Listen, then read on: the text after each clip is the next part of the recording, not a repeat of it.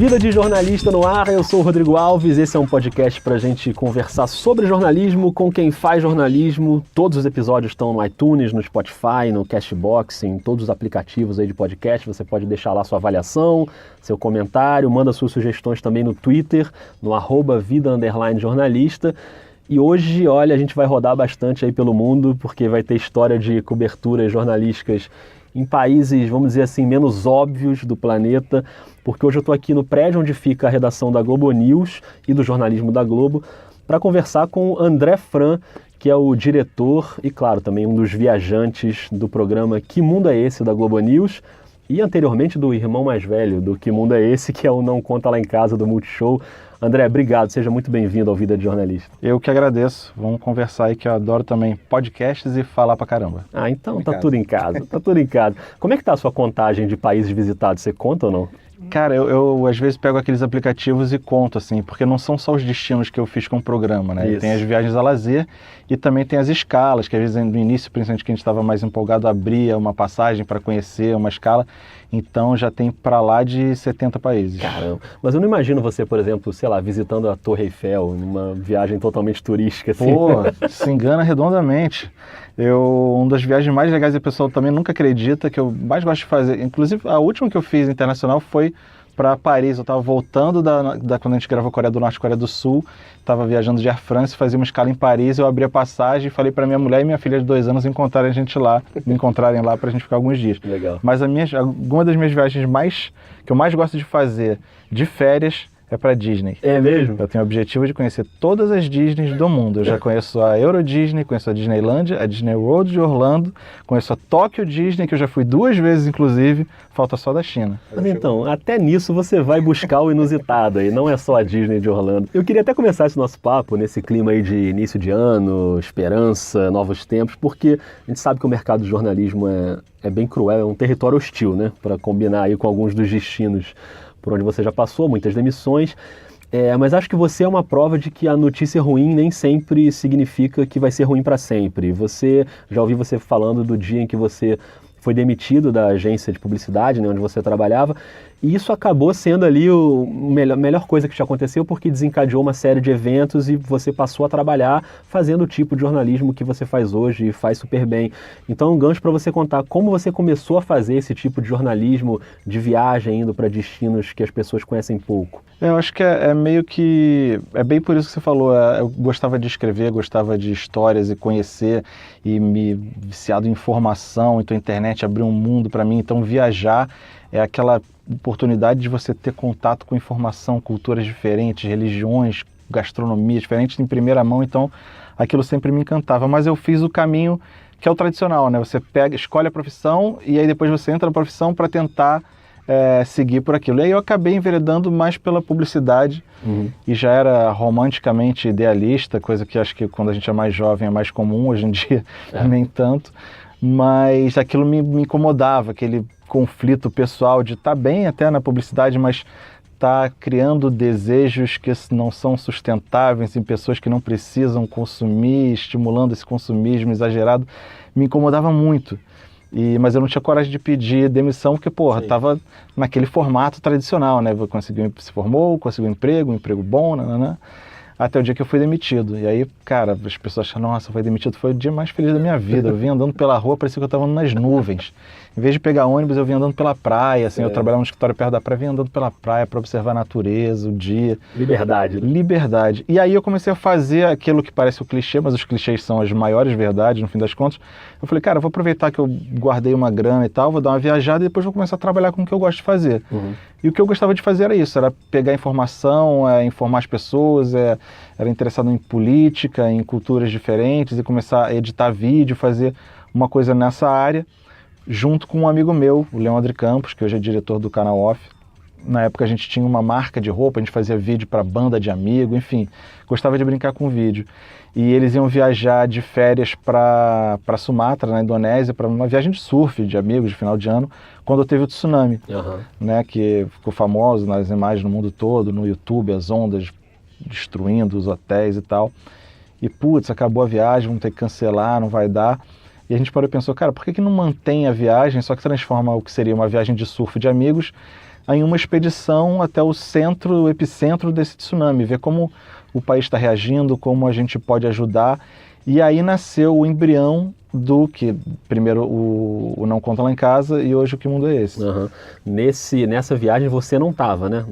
Na da Indonésia. Isso, eu fiquei fazendo produção do Brasil e foi um outro time mais com a base do que seria o Não Conta Lá em Casa, com o Léo, o Bruno Pesca e o Felipe Ufo. Uhum. E com isso a gente montou esse DNAzinho que meio que segue até hoje mesmo, no Que Mundo é Esse? Que é aquela coisa do jornalismo curioso, de você colocar a mão na massa, muitas vezes quebrando as regras do jornalismo, que é você entrar em contato mesmo, direto com o tema do que você está cobrindo. Então, se tem ali uma criança precisando de ajuda, você vai deixar a câmera de lado, a câmera vai filmar pior, porque você vai estar dando uma mão para a pessoa que está precisando e vai fazer amizade, vai se engajar naquilo. Não vai ser aquele olhar tão observador, sim, frio, assim, de uma terceira pessoa.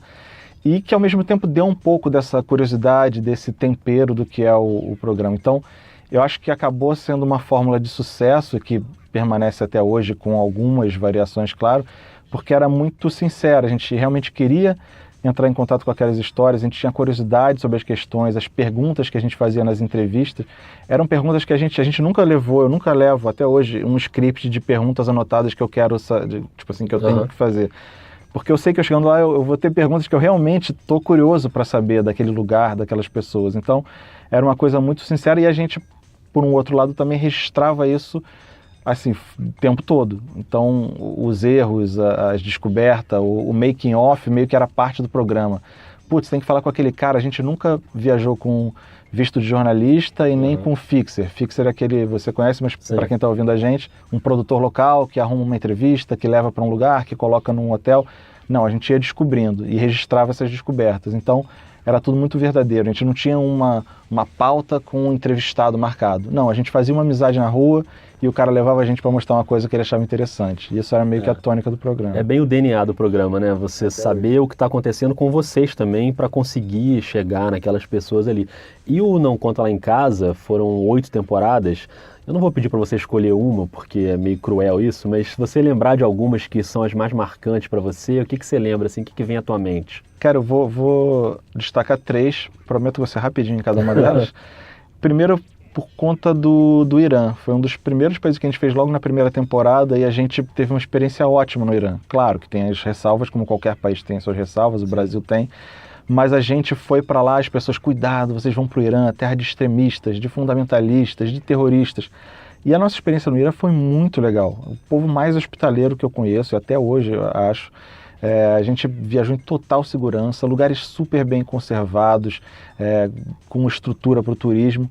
E a gente voltou com essa mensagem, pô, olha só, o Irã também tem um lado legal, não é só perigo e aventura, e olha só esses caras, como eles são loucos. Não, foi uma viagem tranquila que você pode fazer com seu pai, com seu tio.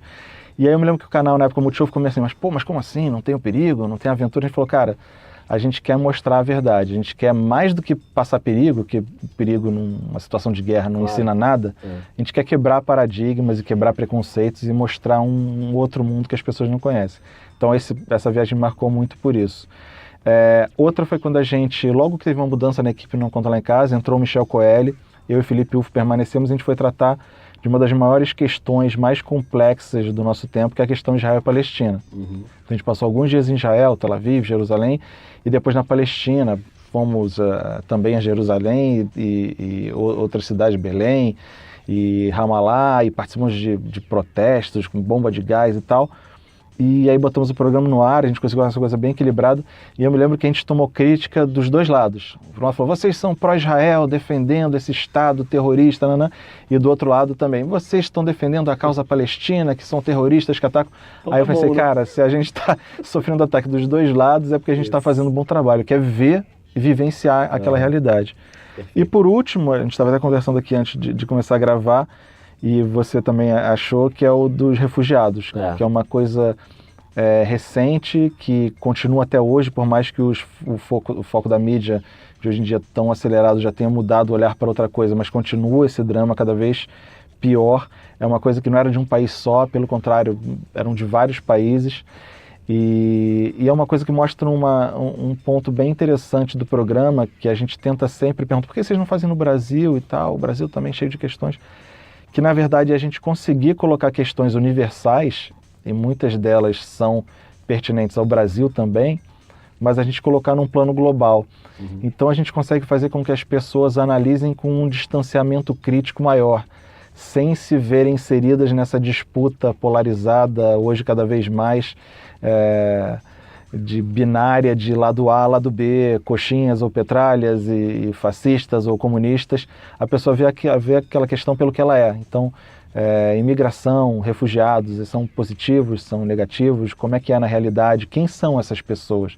Que a gente vê os números e vê as manchetes alarmistas, mas não conhece exatamente os rostos por trás, as histórias por trás daquilo. Então, essa foi uma temporada muito importante por esse lado. As coisas que vocês fizeram em relação a esse tema, os refugiados, foi o que realmente mais me marcou pessoalmente de todas as temporadas, dos 2 programas. E eu lembro daquelas imagens na praia, na Grécia, dos botes chegando, imagens muito marcantes. E uma imagem que ficou muito na minha cabeça é aquela quantidade de coletes, né, abandonados assim ali no chão, muitos coletes.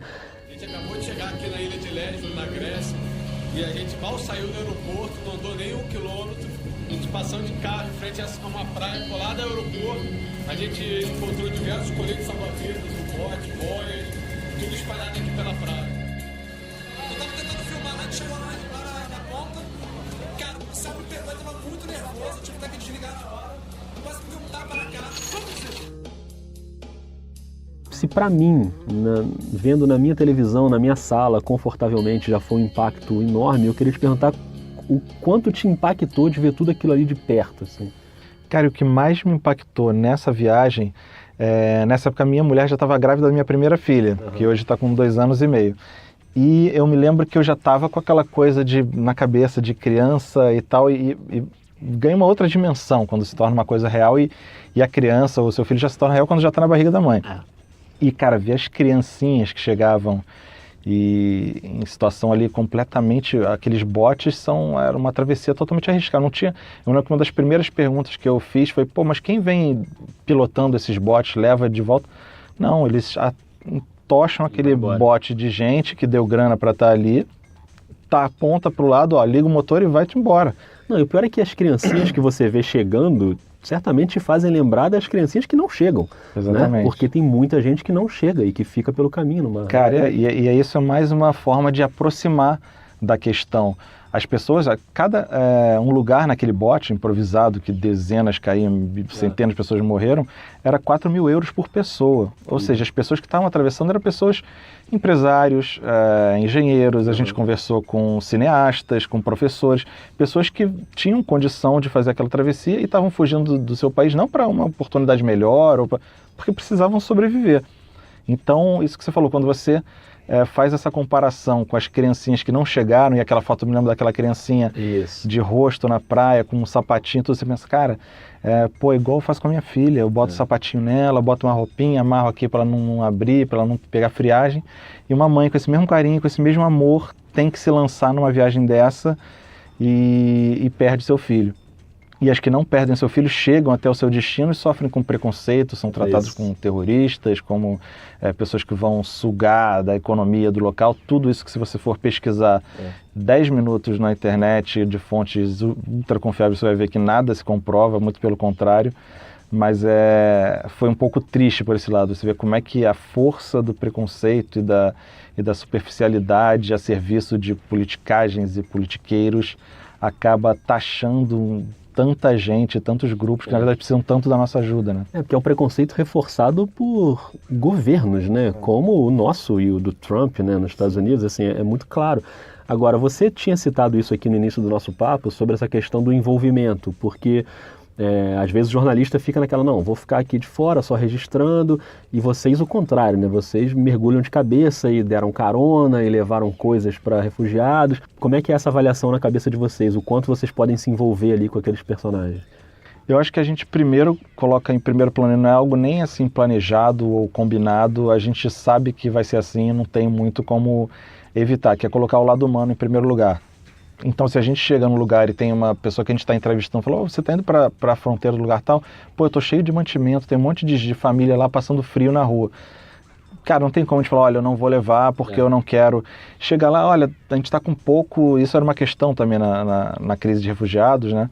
Que era poucas organizações ajudando, ONU, Médicos Sem Fronteiras, não tem a mobilidade que aquela crise precisava, né? Porque os caras estão indo por um caminho, de repente fechava uma fronteira, já mudava no dia seguinte para outro, e a ONU precisa de uma liberação para despender uma equipe e o equipamento para o lugar tal. Quando chegava lá já tinha mudado, não tinha como ter essa agilidade. Então eram poucos voluntários, família que saía ali da Europa, pegava um carro e ia ajudar. Então a gente acaba realmente sendo necessário na ajuda para as pessoas que estavam passando fome e frio ali, de criancinha e tal. Então a gente, cara, ó, segura a câmera aqui agora que eu estou distribuindo aqui um colchão para esse pessoal, segura aqui, filma aqui, deixa a câmera encostada no carro, apontado para a gente, porque a gente tem que entregar casaco ali para aquela galera. Então era meio assim, a gente... E que acaba também sendo um pouco desse DNA que a gente conversava dos produtos que a gente faz, que eu acho que aproxima mais, deixa a coisa mais verdadeira, ainda mais no momento agora de ter umas linguagens mais modernas, a galera que cresceu já na época da MTV, da velocidade de edição do videoclipe, da internet com outro ritmo. Então aquele distanciamento institucional do jornalismo, do cara reportando sobre a Primavera Árabe que está acontecendo no Egito e o cara está em Tel Aviv, na varanda de um hotel com um microfone na mão. Acho que hoje em dia não cria mais não faz mais, não atrai mais esse público que está chegando aí interessado em jornalismo, interessado em política, interessado em geografia, história, mas que num formato que o modelo antigo não atende mais, que tem que criar um modelo novo. É verdade, é uma proximidade muito maior, né? Um envolvimento muito maior. E tem jornalista que se envolve pelo lado do mal, né? Tem a cena famosa da jornalista que estica a perna e derruba um pai com uma criança. Na Hungria. Era uma jornalista húngara, né? Que é difícil até compreender, né, o que se passa ali na cabeça de alguém que faz um negócio desse, né? Então são coisas que vocês têm que conviver ali também, né? E é isso também, essa temporada foi marcante por isso. Você vê as diferentes formas dos países como eles encaravam essa questão, né? E a Hungria a gente vê hoje, a Hungria de Viktor Orbán, um dos maiores exemplos de extremismo do mundo, a forma como ele trata diversas questões, inclusive a dos refugiados, né? Então, ao passo que a gente chegava na Áustria, em lugares que estavam recebendo bem os refugiados, eu participei pela primeira vez, era um protesto, uma manifestação em agradecimento. Nunca tinha visto isso. A manifestação, geralmente você está pedindo alguma coisa, reclamando de alguma coisa. Não, era uma manifestação de refugiados agradecendo a forma que eles tinham sido acolhidos na Áustria. Então, geralmente a imprensa marrom, ou aqueles blogs, ou os memes que pegam uma informação distorcida, fake news, pegam aquele ponto fora da curva para tentar ilustrar o geral e não pegam, na verdade, a regra. Quando a regra é positiva ou quando vai contra o viés de confirmação que interessa a eles. E aí não vê quanto que imigrantes, mesmo ilegais, colaboram na economia, como que eles têm mais sucesso do que a população local ao abrir negócios, como que eles percentualmente cometem muito menos crimes do que a população local. Ou seja, o que acaba vendendo e convencendo é o preconceito, que muitas vezes é falso, né? Perfeito, perfeito. E ainda falando de temporadas do Que Mundo é Esse, queria que você falasse sobre o Kurdistão, que é um país, que na verdade nem é um país, né? É uma região ali com um povo que ocupa países diferentes. E ali é zona de guerra, é Estado Islâmico, é Iraque, é uma situação de risco, né? Que eu imagino. Como é que foi essa viagem, cara? Essa foi a nossa primeira temporada depois que o Não Conta Lá em Casa acabou e a gente criou o Que Mundo é Esse na Globo News. A gente saiu do Não Conta Lá em Casa no Multishow e o programa evoluiu, mudou e virou o Que Mundo é Esse na Globo News. Aí permanecemos eu, o Felipe Uf, Michel Coelho, o Rodrigo Sebrián entrou junto com a gente também nessa, dando uma nova cara, e a gente, no geral, deu uma nova roupagem a esse programa. A gente costuma dizer que o Não Conta Lá em Casa era um reality show com uma pegada de jornalismo. O Que Mundo é Esse é um jornalismo com uma pegada de reality show. E a gente pode entrar mais, se aprofundar um pouco mais em algumas questões que a gente queria se aprofundar, em algumas entrevistas mais profundas e com alguns personagens que eram mais... que dizer coisas que de repente não caberiam tanto no formato antigo. E no Kurdistão era interessante por isso, porque era uma região que aí comprime Síria, Irã, o próprio Iraque, a Turquia, e que aborda várias questões diferentes. E a gente deu uma pincelada em algumas delas. O ápice foi quando a gente foi mostrar os principais combatentes do Estado Islâmico. A gente foi a linha de frente do combate, que são os soldados Peshmerga, que são os soldados curdos do lado iraquiano. Ou seja, mais uma vez, tentando quebrar preconceitos e mostrando isso de forma bem, vivenciando as realidades, a gente mostrando que quando as pessoas falam desses islâmicos e muçulmanos terroristas, os principais combatentes desse mal eram também muçulmanos, são soldados Peshmerga.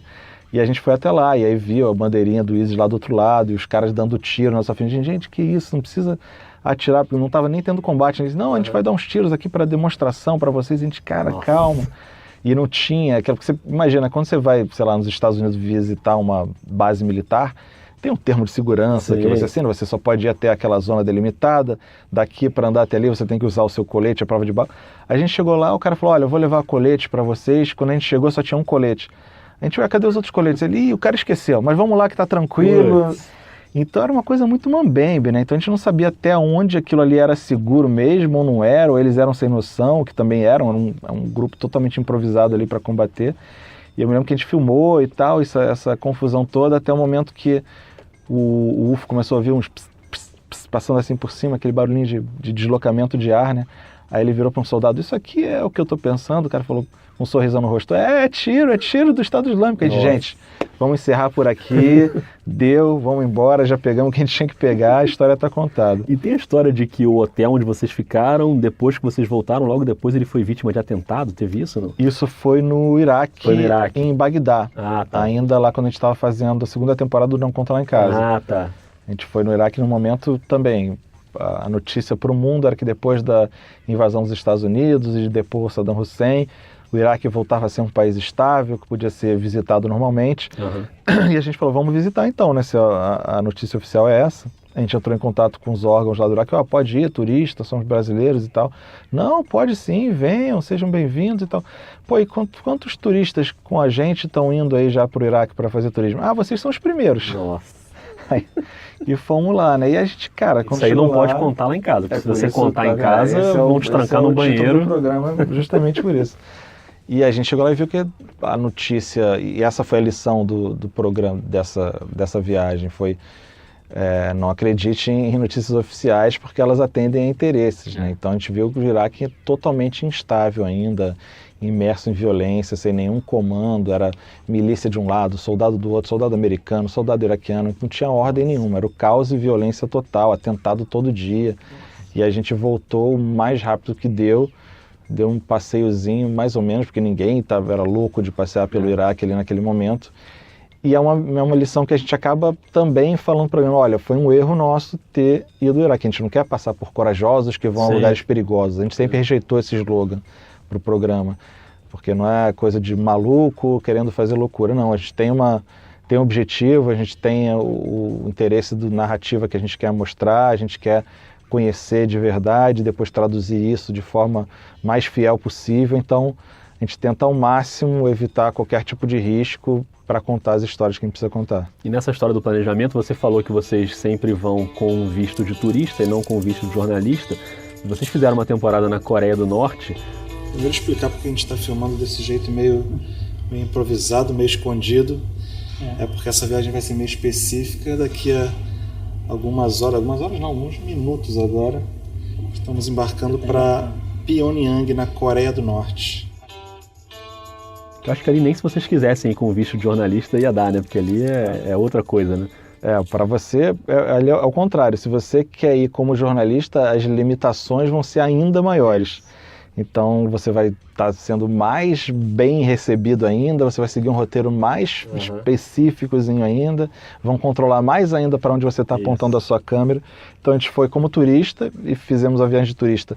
Hoje em dia, é engraçado que a gente fez isso em 2010 e agora ano passado, 2018. E hoje em dia qualquer pessoa tem uma câmera dessas que dá para você fazer um programa de TV. Você carrega no pescoço. Então, por esse lado foi bem mais fácil. A gente estava filmando a nossa viagem como turistas, como blogueiros fazem geralmente, e ao mesmo tempo dava para registrar com qualidade de TV, mas dentro daquele roteiro totalmente pré-determinado pela Agência Nacional de Turismo norte-coreana. E tem até uma cena que vocês contam, que acho que é num café da manhã, no hotel, que em algum momento vocês percebem que tem várias outras pessoas na mesma situação que vocês, né? Tipo, fingindo que é turista, mas estava ali para gravar alguma coisa. Exatamente. Você acaba vendo que quem está fazendo turismo ali na Coreia do Norte, dentro daquele modelo, que você não pode alugar um carro para ser pelo país, você é recebido no aeroporto pelos 2 guias que te acompanham, que te colocam na van, que te colocam no hotel, que levam para o ponto A, B, C, volta para o hotel e no dia seguinte repete o roteiro. Então, quem está disposto está querendo justamente mostrar essa realidade, porque até registrar a realidade de fazer turismo normal, entre aspas, na Coreia do Norte, diz muito sobre esse país. Completamente fechado, parado no tempo e no espaço, dentro de uma bolha de uma ditadura comunista caduca na história. Então, só de você... E a gente conseguia conversar e pensar algumas coisas assim com as guias, e elas ficavam assustadas. Mas vocês vão para a Coreia do Sul? E como é que vocês viajam lá? A gente aluga um carro e sai por aí, vendo o que a gente quer ver. Como assim? Não tem ninguém que mostra para você. Elas não conseguem entender, sabe? É um país completamente fechado, não tem internet para eles ao menos relativizarem com outras realidades. Tem a intranet só com notícias aprovadas pelo governo. Então, para eles, o que está dizendo ali é verdade.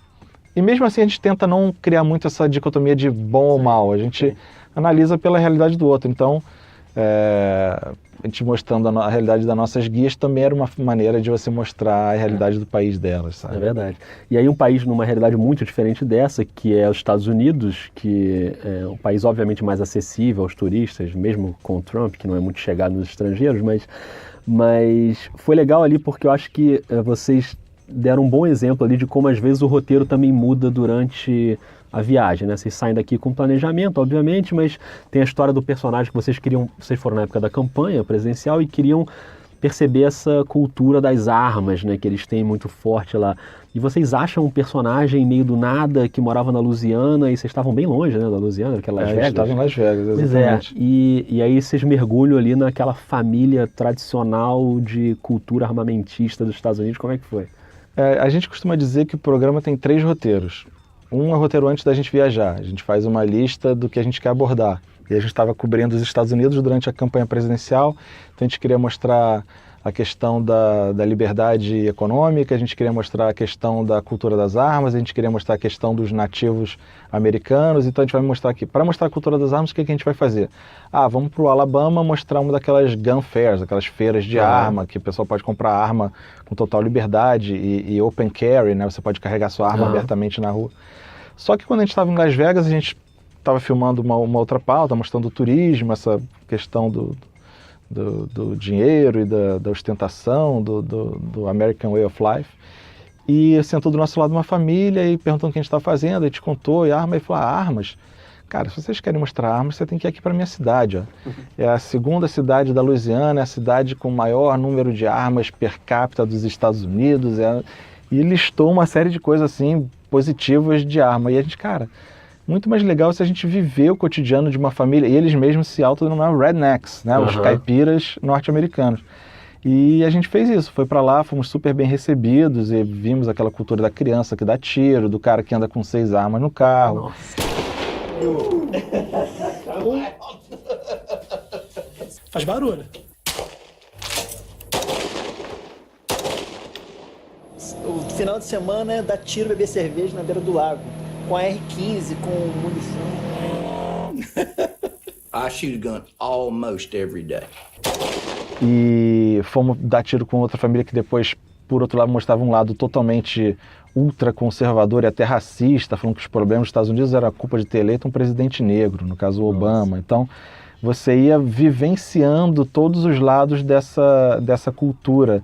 E é assim que a gente gosta de mostrar as questões no programa, muito mais do que mostrar os dados, as informações que você tem nas pesquisas ou nas notícias de jornal, é vivenciando e a pessoa se deparando com aquelas questões que são apresentadas.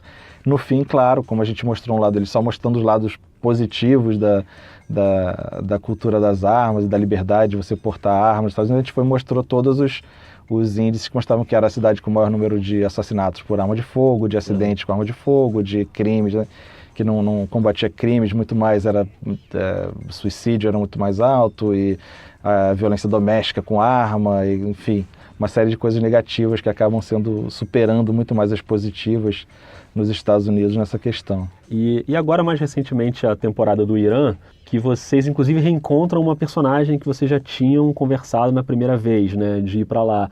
E foi muito diferente, assim, essa segunda visita?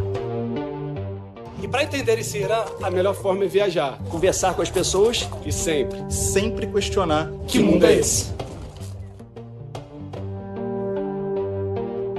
Olha, não foi muito diferente, não. Foi legal, assim, porque as coisas básicas, aquilo que eu falei no início aqui do programa, que me surpreenderam no Irã, continuavam as mesmas. E as questões de liberdade e tal evoluíram muito pouco. Por esse lado, não foi tão bacana assim. Mas foi interessante para ver como elas estavam se atualizando nesse sentido, de como já tem um certo movimento social das mulheres pela escolha do que elas querem vestir ou não, e de manifestações contra a política e a economia do governo e corrupção, então já questionando um pouco o regime dos ayatolás, e ver como é que mais uma vez, como é que é visto de forma diferente fora do Irã e dentro do Irã. Que aí você vê aquela propaganda maciça dos Estados Unidos falando porque tem que acabar com o regime islâmico, que o Islã é isso, os muçulmanos. E chegando lá falou, olha, não, nós somos muçulmanos com muito orgulho, quero continuar sendo muçulmano, mas eu não concordo com a interpretação que os ayatolás ou que meus governantes fazem das leis islâmicas. Então as questões aqui é muito mais nesse sentido e contra os problemas econômicos do que contra a religião em si. É muito mais política, econômica do que religiosa.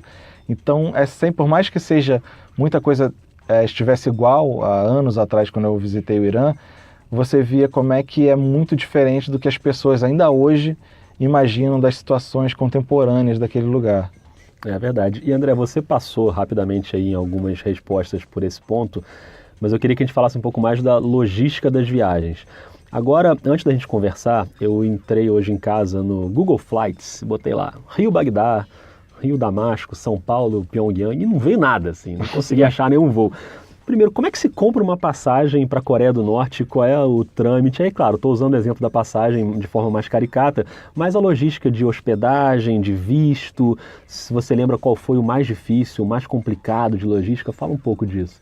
Cara, no fim das contas, essa é a parte, não vou dizer mais fácil, porque dá super trabalho, é o Felipe Ufo até que cuida dessa parte mais de produção nossa, e ele já tinha muita experiência de viagem, de saber qual o melhor roteiro, qual o melhor voo para você pegar, na verdade, um voo aqui, abrir no outro lugar, e aí pegar uma outra companhia, e você pega, enfim, fazer essa arquitetura de viagem, ele é muito bom nisso, e também nessa questão burocrática, dos vistos, mas falando assim, é mais fácil do que as pessoas imaginam. Tipo, Coreia do Norte, você pode viajar à Coreia do Norte, entra no site, tem algumas agências autorizadas, você preenche lá e viaja, claro, dentro daquelas das leis lá do país.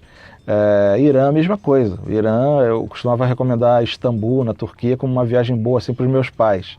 Tem cultura, tem uma gastronomia diferente, tem um pouco de Europa, um pouco de Ásia, um pouco de Oriente Médio. Hoje em dia eu recomendo o Irã. Estrutura hoteleira muito boa, estrutura de estrada para viajar perfeita, segurança total, você pode andar de madrugada nas ruas de Teherã que não vai acontecer nada com você. Claro que tem que cumprir algumas restrições do regime islâmico e tal. Claro que tem coisa que a gente questiona, mas assim, é um país com uma cultura persa incrível, milenária e muito legal de viajar. Então, nesse sentido, é mais fácil. Se você gastar um tempo e se embrenhar mais ali, você consegue ir para esses mesmos lugares que a gente foi. E vocês chegaram a ter algum problema com autoridades locais em alguns países, sei lá, de reter visto ou passaporte, essas coisas, não? Cara, não. O fato de ser brasileiro sempre ajudou muito. Passaporte brasileiro é um colete à prova de bala, assim. Sempre que a gente se vinha em algum início de confusão de estar filmando um lugar que não pode, o que você está filmando aqui, isso aconteceu já em Mianmar, no Egito, em diversos lugares. Quando a gente mostra que é brasileiro, fala, brasileiro, samba, Brasil, futebol, e Ronaldinho, e começa a falar de futebol, quando a gente vê, a gente já está em outra história. E a gente volta e meia se mete em enrascada assim, mas de menor nada muito grave. No próprio Irã a gente estava filmando drone em Persépolis, sem pedir autorização, sem nada. Vocês têm um lema também, que é o não peça permissão, peça desculpas. Esse é um lema básico Primeiro do programa. Faz, se der problema, depois... Exatamente, não pede permissão. Pedir permissão, vamos falar sempre que não pode. Então faz, quando chegar alguém proibindo, você, desculpa, eu não sabia. E assim aconteceu em Persépolis. A gente também foi parado, na Coreia também pararam a gente por causa de drone, na Coreia do Sul, né? Do Norte a gente nem arriscou. Mas nada mais grave, assim, o fato de ser brasileiro sempre é uma boa ajuda diplomática. O Ronaldinho Gaúcho é um bom embaixador pra gente. Fez muito por nós jornalistas. E a próxima parada do Que Mundo é Esse é a Arábia Saudita, uma viagem que vocês já fizeram, né? Como é que foi? O que a galera pode esperar dessa temporada? A Arábia Saudita, a próxima temporada do Que Mundo é Esse, na Globo News, vai estrear em março, a gente já está no processo de produção, a gente viajou agora em novembro. A gente aproveitou porque você não faz turismo na Arábia Saudita, né? Mulher, então, só vai acompanhada de um marido ou do que seja um responsável do sexo masculino, o que também já diz muito sobre o país. Claro.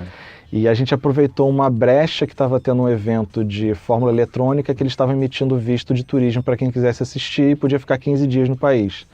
Então a gente falou, vamos falar que a gente está indo ver essa Fórmula Eletrônica, não sei nem quem está correndo esse troço, mas vamos lá ver. E a gente aproveita para rodar pelo país o que der nesses dias, registrando o que for possível. Mas assim, a gente sabia que a gente estava num dos países mais extremistas do mundo, uma versão do Estado Islâmico oficializada, que só existe pelos contatos comerciais que tem com outros países do mundo, inclusive com os Estados Unidos, o mais influente deles. E que a gente estava filmando totalmente, sempre a gente está filmando sem estar com uma autorização oficial para estar registrando, mas porque a gente quer mostrar a realidade como ela é. Mas na Arábia Saudita, se alguém descobrisse que a gente estava filmando para um programa de TV, podia dar problemas seríssimos, né? O jornalista foi morto recentemente numa embaixada saudita na Turquia. Um caso escabroso, um caso absurdo, que o Senado americano acabou com informações do FBI, dizer que sim, que o príncipe, que é o líder de fato da Arábia Saudita, Mohammed bin Salman, tem envolvimento nesse assassinato, ou seja, é um país que tem violações gravíssimas aos direitos humanos, onde mulher é cidadão de segunda classe, onde gays são condenados à pena de morte, onde eles executam pessoas por decapitação em praça pública, ou seja, uma liberdade de expressão, liberdade de imprensa praticamente inexistente.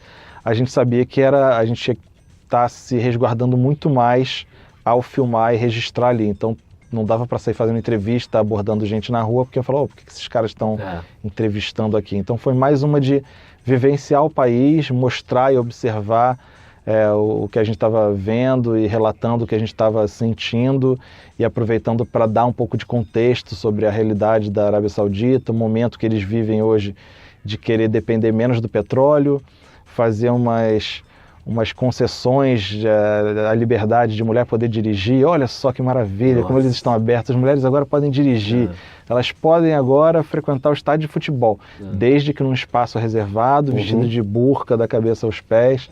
Ou seja, o quanto isso tem de interesse político, econômico, quanto tem de progresso mesmo e liberdade no país. Então, foi uma coisa meio de observar e relatar esse país dos mais extremistas e fechados do mundo. Acho que a temporada vai ser bem diferente, é um desafio que a gente tem em mãos aí agora para lançar em março, mas acho que vai ficar bem interessante. Já estou ansioso. E eu comecei te perguntando sobre a sua contagem de países visitados e eu queria terminar perguntando se você tem uma contagem de países não visitados. Para onde você quer ir ainda? Cara, eu agora com filha pequena, ela que acaba ditando os destinos mais do que eu. Mas um lugar que eu ainda não conheço e queria muito conhecer, e eu acho que vai ser legal até para ela, é a África do Sul. Legal. E aí fazer aqueles safaris em reserva florestal com os animais à solta. Acho que é uma coisa que eu sempre tive curiosidade de fazer. É um país que também tem uma história política e a questão da luta contra o preconceito, o apartheid, Nelson Mandela. Você pode visitar a prisão onde ele ficou. Sim. Ou seja, quando envolve cultura, história e diversão, no caso, ver os bichinhos na natureza junto com a minha filha, é um tipo de roteiro perfeito. Perfeito. Vocês fizeram uma temporada na África também. Claro que a gente não conseguiu passar por todos os lugares onde vocês foram. Daria pra gente... Eu ia até falar que essas histórias renderiam aí uns 10 episódios, só que esses 10 episódios já existem. São os episódios do podcast do Que Mundo é Esse? Então, por favor, ouçam, porque é muito legal. São os episódios curtinhos, de 20 minutos, meia hora. Eu ouvi todos eles em 2 noites, assim, é super tranquilo de ouvir.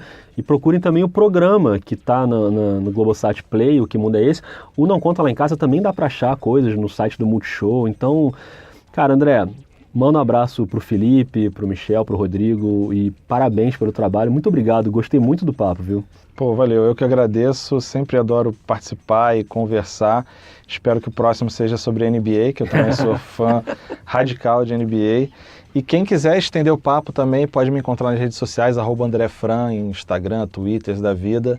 Estou sempre aberto a conversar com o pessoal. Valeu, Rodrigo. Foi lá que a gente se conheceu, inclusive, e marcou o papo, né? Então, fica essa dica. E assim a gente encerra aí mais um episódio do Vida de Jornalista. Deixa lá a sua avaliação no iTunes, no Cashbox, no aplicativo que você costuma ouvir, deixa seu comentário, entra em contato com a gente também no Twitter, que é o @vida_jornalista, indica aí para alguém que você acha que vai gostar, que nesse caso acho que é todo mundo, então pode indicar aí para todo mundo, e o podcast volta na semana que vem. Um abraço, um beijo e até mais.